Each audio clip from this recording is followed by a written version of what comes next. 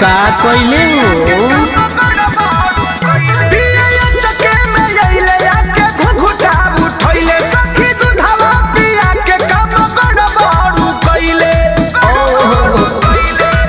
पढ़नी सकेता बंद कोठारी में, पढ़नी सकेता बंद कोठारी में, बड़ा गजन में रहू। अरे गिर गईनी दैया रे, अरे गिर गईनी दैया रे बालों के अकहवारी में, गिर गईनी दैया रे बालों के अकहवारी में, अरे गिर गईनी दैया रे बालों के अकहवारी में, गिर गईनी दैया रे बालों के अकहवारी में।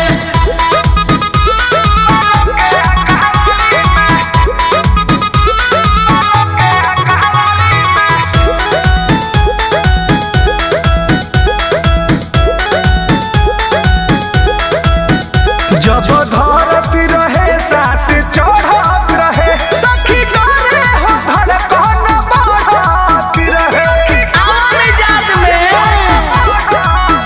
अरे पातर पियावा मीठी बात में फसाई के, मन मोहनी होले मोहनी मन तर चलाई के,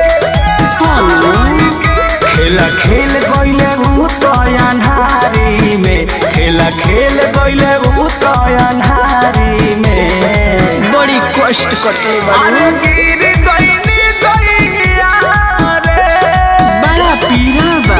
अरे गिर गईनी दैया रे बालों के आका, गिर गईनी दैया रे बालों के अकहवारी में, हो गिर गईनी दैया रे बालों के अकहवारी में, गिर गईनी दैया रे बालों के अकहवारी में।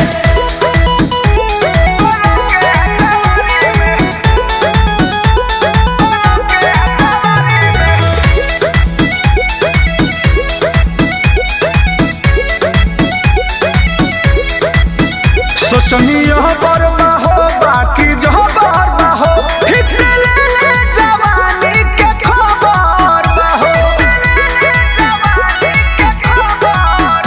अरे पातर पियावा खाली देखो ही में पातर बा, अरे पाँचहु मिनट के न दे तमुआ नाला तरबा, पलाऊ तो दिल का हो। परनी परमठ विशाल के खुमारी में, परनी सोनू जीतू के